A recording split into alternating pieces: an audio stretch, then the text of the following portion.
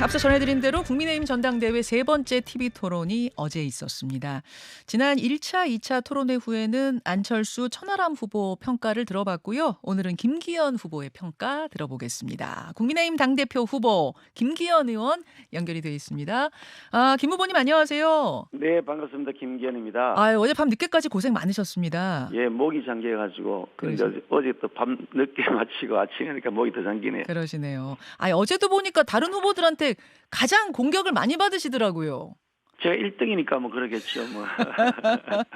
네, 토론회에 대한 평가를 좀 해보고 싶은데 가장 토론답게 잘한 후보는 누구라고 생각하십니까? 글쎄 매우 실망스럽던데요. 어, 그냥 자기 혼자서 그냥 내지르기만 하고 상대방 제가 하는 설명은 아예 들을 생각조차 안 하고 어, 심지어 가짜 뉴스다. 만약에 가짜 뉴스가 아니고 진짜라 그러면 내가 책임지고 정계 은퇴하겠다. 정치 생명 걸겠다. 그런데 문제 제기한 당신은 그게 가짜 뉴스로 밝혀지면 정치적 책임지고 정계 은퇴하겠냐 했더니 답변을 안 하고 회피하더라고요. 어, 그래서 그 참 웃긴다. 가짜 뉴스를 막 퍼나르면서 자기는 아무 책임 안 지겠다. 어, 그렇게 하면서 그에 대한 은퇴하겠냐는 답변을 안 하고 얼버무리고 예. 그러니 무책임한 그런 정치 공세다 하는 그런 느낌을 지울 수가 없었습니다. 황교안 후보에 대한 설명이신 것 같은데 황교안 후보가 진짜 어제도 이제 울산 KTX 의혹을 또 띄우면서 총선 리스크 될 거다, 블랙홀 될 거다 이렇게 이야기를 했고 김기현 후보는 지금 말씀하신 것처럼 황 후보 정치적인 책임 지실 수 있습니까? 뭐 이렇게 계속 되물으셨어요. 혹시 정치적 책임을 넘어서 법적 대응, 어떤 법적 책임 묻는 것도 검토할 생각이십니까? 이게 당내 선거여서 가급적이면 그와 같은 사태는 제가 안 하려고 노력을 하고 있습니다만 도가 많이 지나쳐서 어떻게 해야 될 것인지를 다시 한번 숙고해 봐야 될 것 같습니다. 해도 가짜 뉴스를 그렇게 마구잡이로 퍼나르시면 그게 당 대표가 되겠다는 분이 자질이냐? 당이 앞으로 어떻게 하겠다는 비전조차 제시하지 않으면서 무조건 상대방 가짜 뉴스로 흠집내기 뒤에서 끄집어 당기게 하시겠다면 당 대표가 되신 다음에 그럼 앞으로 당을 어떻게 이끌어갈 것인지 잘 모르겠고요. 어, 특히 뭐 3년 전 총선 때는 당 대표를 맡아서 총선을 지휘했는데 예, 참패했단 말이죠. 예. 그에 대해서 참패했으면 이번에 다시 당 대표가 나올 수 있는 그런 명분이 있냐에 대해서 설명을 하시기는커녕 도리어 같은 당을 하고 있는 상대 후보를 깎아내리기만 하시면 그게 과연 대표다운 모습일까 어. 그런 아쉬운 마음을 가지고 있습니다. 그렇군요. 그렇군요. 법적 책임까지는 안 가려고 했는데 묻지 않으려고 했는데 이렇게까지 해도 너무하다면 고려할 수밖에 없다. 근데 어쨌든 이 문제가 이렇게 이슈가 되면서 민주당에서는 김기현 부동산 의혹 진상조사단을 꾸리겠다고 어제 발표를 했습니다. 김 후보님은 계속 억울하다는 이제 입장이시지만 현실적으로 이게 지금 총선에서 악재가 되진 않겠는가 이런 우려도 나오는 것 같아요. 어떻게 보세요? 그게 민주당이 노리는 것이고 그렇게 하도록 민주당 열심히 부채질하고 있는 것이 우리 당 특정 후보인데요. 어, 민주당이 이미 1년 반 전에 진상조사 특위 구성했습니다.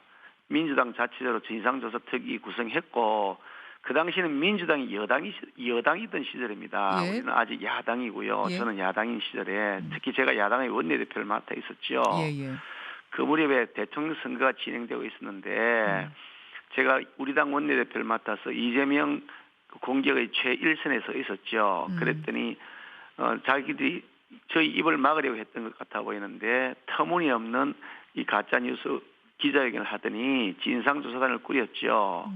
그런 다음에 자기들이 다 현장 조사하고 다 뒤졌습니다. 특히 그 당시 여당이고 또 수사권도 사실상 자기들이 영향력을 행사할 수 있는 지위에 있었으니 대선 국민에서 만약 김기현이를 공격해서 쓰러뜨릴 수 있는 소재만 있었으면 당연히 그렇게 했겠죠. 그래야 대선에 유리하니까요. 어, 그런데 자기들이 다 뒤졌지만 아무것도 나온 것이 없어서 그냥 유야무야 허지부지 덮었습니다.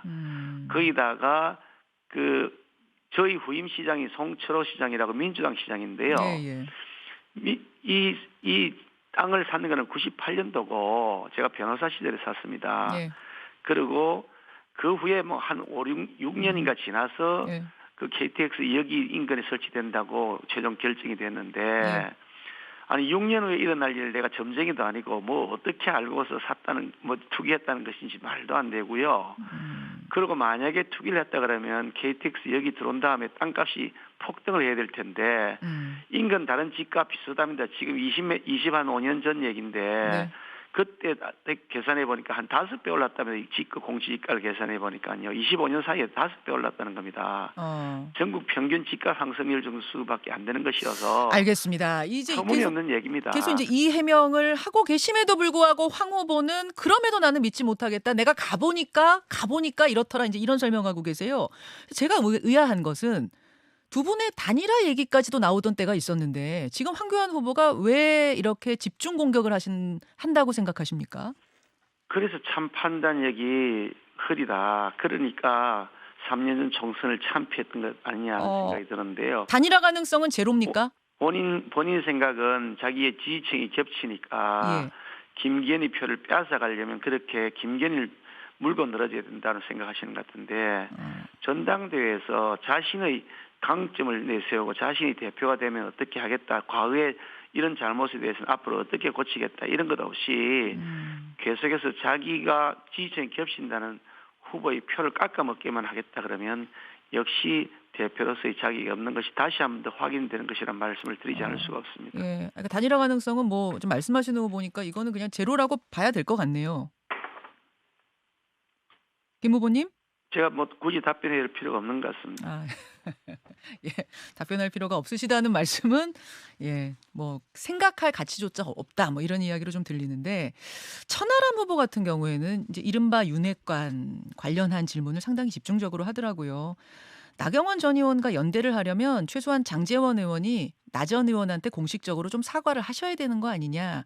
김기현 후보님이 요구를 좀 하셔야 되는 거 아니냐 이런 취지 질문이었어요. 어떻게 생각하세요? 그것도 잘 이해가 안 되는 질문이었습니다. 어. 내가 다른 사람에게 저를 돕는다고 하는 것은 맞지만 돕는 사람에게 내가 이래라 저래라 이렇게 지시할 수 있는 관계가 아니잖아요.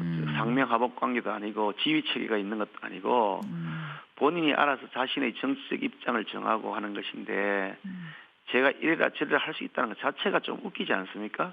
아니 그리고 가령 천하람 후보 같으면 이준석 전 대표에게 뭐라고 얘기를 듣고서 지시 따라서 하는 것이 잘 모르겠지만 저와 돕는 동료 의원들은 지시하고 그에 대해서 따르고하는 관계가 아니고 서로 자신의 필요에 따라서 돕기도 하고 또 자신의 발언도 하고 그런 겁니다. 근데 그럼에도 불구하고 제가 기억하기로는 장제원 의원이 그 기자들 앞에서 그 점에 대해서 마음의 부담을 가진다거나 이런 얘기를 한 적이 있어요. 언론 보도도 되었습니다. 기자들이 이제 묻는 질문에 답변하는 형식이었죠. 예. 그렇죠. 그렇게 했는데 예. 그거는 본인은 찾아보지도 안 하고 그냥 무작정 그런 일 없다고 막 계속 우기시고 이렇게 하니까 자기가 보고 싶은 거 보고 듣고 싶은 것만 듣는다. 좀 전에 말씀드린 황교안 후보도 마찬가지 아닙니까? 아무리 해명을 해놓은 것이 있어도 해명 들은 바 없다.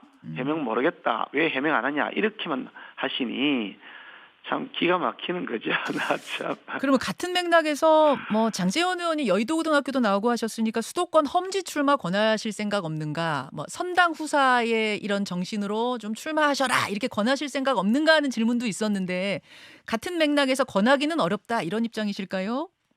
지금 당 대표 선거를 하는 과정이고요. 예. 당 대표가 되고 난 다음에 해야 될 역할과 그거는 다른 거죠.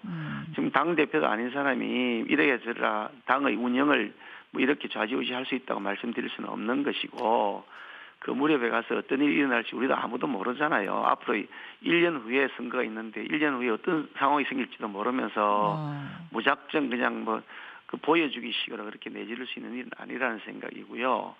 그리고 아니 그 뭐 장제원 의원이 예. 어느 지역에 출마하는지 그게 총선의 핵심 과제가 되거나 이슈가 된 것도 아닌 마당에 왜 천하람 후보는 장제원 의원을 그렇게 그 장제원 의원만 집중적으로 파고드느냐. 장제원 의원이 없어지면 그럼 우리 당이 총선을 승리하는 것이라고 그럼 생각하는 것이냐. 어떻게 그렇게 편향된 사고방식을 가지고서 흔히 말하는 윤핵관 죽이기만 하면 이 당이 살아난다. 그 총선을 이긴다는 그런 터무니없는 허무맹랑한 판단을 하고 계신지 참 답답하고 안타깝습니다. 어제 천하람 후보가 "윤핵관이 국민의힘입니까?"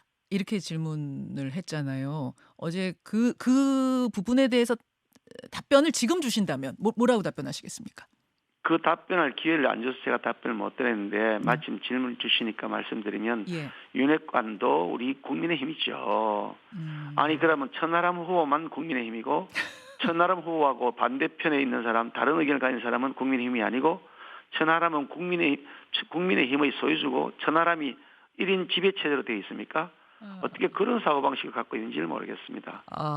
아마 이제 천하람 후보 이야기를 들어봐야겠습니다만 천하람 후보는 지금 이른바 윤핵관이라고 이제 천하람 후보가 지칭하는 그분들이 당에 좀 해악을 끼치고 있는 게 아니냐, 마이너스가 아니냐 이런 전제하에 아마 그렇게 말씀을 하신 것 같은데요. 제가 보건대는 천하람 후보가 더 많은 해악을 끼치고 있는 것 같은데요. 어. 계속해서 내부 총질만 하고 민주당과 싸우는 것이지 우리 당 내부에서 지금 싸우는 게 아니잖아요. 총선이라고 하는 것이. 어허. 그런데 민주당에 대한 비판이나 이재명 대표에 대한 그런 문제점이나 민주당의 저런 음. 그야말로 포갑적 국회 운영, 민생 내팽개치기 이런 것에 대해서는 제대로 지적하거나 비판하지 음. 않고 계속 흔히 말하는 윤핵관이라는 사람 공격하기에만 모든 시간과 노력을 할애한다면 어. 그러면 왜 여당 대표가 하느냐? 여당 내부 쪼개기 위해서 당 대표가 되겠다는 것이냐? 의문을 제기하지 않을 수가 없는 거죠. 그 천하람 후보 좀 말씀을 하셨는데 이른바 이제 천하용인 팀이 이 컷오프를 다 통과했습니다. 그러고 나서 어제 폴리뉴스와 경남 연합일보 공동 의뢰로 21일, 22일 이틀간 조사한 여론조사의 결과가 나왔는데요. 책임 당원이라고 밝힌 505명을 대상으로 했을 때 김기현 42.7, 천하람 22.8, 안철수 17.9 이렇게 천하람 후보가 2등으로 올라서는 결과가 처음으로 나왔더라고요. 이제 실버 크로스라고 하던데 그 캠프에서는 이게 돌풍이 불기 시작한 거다. 결선까지 가면 진짜 이제는 결과 아무도 모른다. 이렇게 좀 보는 것 같습니다. 어떻게 생각하세요? 근데 그 캠프의 바람이죠. 돌풍은 전혀 느끼지 않고요. 어. 찻잔송이 미풍 정도라는 생각이고요. 방금 말씀하신 여론조사 그 어느 한 곳에서 나온 것인데 음. 다른 여론조사 다수의 여론조사는 그렇지 않습니다. 음. 그런데 전체로 보면 저 김기현에 대한 지지율은 그대로 밑으로 떨어지지 않고 안철수 후보하고 그 천하람 후보 사이에 서로 지지율을 나눠먹게 하고 있는 것 같아 보이기 때문에요. 음. 태풍이 될 여지는 전혀 없다고 하는 것이 저희 확신입니다. 태풍이 될 여지는 전혀 없다. 지금 안철수 천하람 단일화 이야기가 연대 이야기가 어제부터 솔솔 나오잖아요. 물론 양 캠프에서는 그럴 일 없다고 합니다만 분위기가 상당히 훈훈한 건 사실이거든요. 둘 중에 누구 하나가 결선 올라갔을 때 다른 쪽에서 표를 좀 몰아주지 않겠는가 이럴 가능성은 어떻게 보세요? 뭐 각자 후보들이 연대하는 거니까 뭐 연대하는 거야 허용될 수 있는 거라서 누구든지 연대하면 좋겠죠. 자기 입장에서 볼 때는 예예. 뭐 그런다고 해가지고 그런데 뭐 그게 승부가 그렇게 달라지겠습니까? 저는 그럴 가능성이 없다고 생각합니다. 안철수 후보 그리고 천하람 후보가 추구하는 내용이 완전히 다르잖아요. 서로 그렇게 아. 앙숙처럼 비판하는 사이에서 어. 갑자기 표만을 위한 연대라고 한다는 게 그게 성립이 되겠습니까? 아. 그럼 이래저래 결선 안 가고 3월 8 일에 그냥 끝내 버릴 수 있다고 보세요? 뭐 그거야 누가 알겠습니까? 표심을 장담한다는 것도 오만이고 예. 또 그렇게 안 될 거라고 하는 것은 말이 안 되는 목표인 것이고 음. 당연히 3월 8일 날 일차에 과반으로 1위 되는 것을 목표로 하고 열심히 뛰고 있죠. 알겠습니다. 알겠습니다. 김기현 후보 오늘 만나고 있습니다. 그나저나 지금 국회는 이재명 대표 체포동의안 표결 앞두고 있는데요. 어제 이재명 대표가 검찰과 대통령에 대해서 상당히 강한 비판을 쏟아냈습니다. 이게 깡패지 검사냐? 이게 깡패지 대통령이냐? 이런 취지의 발언 어떻게 보셨어요? 저는 깡패 그러면 제일 먼저 이재명 대표가 생각이 나거든요. 음. 주변에 왜 그리 깡패들이 많이 이게 그림자가 득실을 그리는지 어. 영화 그 아수라는 영화를 보면서 저는 처음에 그냥 영화인 줄 알았더니 나중에 보니까 아주 현실하고 비슷하더라고요. 그 영화 아수라를 보면 깡패들이 완전히 주도하는 그런 국민들이 시장을 주변을 통해서 이렇게 주변을 뺑 둘러싸고 주도하는 국민이 나타나는데 아니 그 조폭 출신이라고 하는 사람 뭐 쌍방울인가요? 음. 거기에 뭐 소유주라는 사람하고 무슨 대북 거래 의혹이 있다는 어떤 얘기가 나오고 변호사비 대납 의혹도 그 쌍방울 거기하고 관련된 의혹이 계속 나오고 있고 또 거기다가 조폭 출신이 뭐 조카였나요? 그 변호를 하면서 네. 20초 사람을 남았습니다. 그렇게 죽였는데 심신미약이라고 계속 주장했던 그런 것 때문에 국민들로부터 엄청난 지탄도 받았고요. 또 거기다가 그 성남시장실에서 찍은 사진이 하나 네, 있는데 김 후보님 바로 시간이 책에 다 돼서 예, 마무리요. 예. 거기도 뭐 깡패가 아니냐 이런 의혹들이 아직도 해소가 되지 않고 있지 않습니까? 그야말로 본인 주변에 조폭이 득실을 그린 분이 어떻게 대통령에 대해서 그렇게 발언하느냐. 야당 대표란 분이 정중하게 사과하는 것이 당연한 도리라고 생각합니다. 알겠습니다. 여기까지 오늘 말씀 듣죠. 김기현 후보님 고맙습니다. 수고하셨습니다. 예, 국민의힘 당대표 후보 김기현 후보였습니다. 김현정의 뉴스쇼는 시청자 여러분의 참여를 기다립니다. 구독과 좋아요, 댓글 잊지 않으셨죠?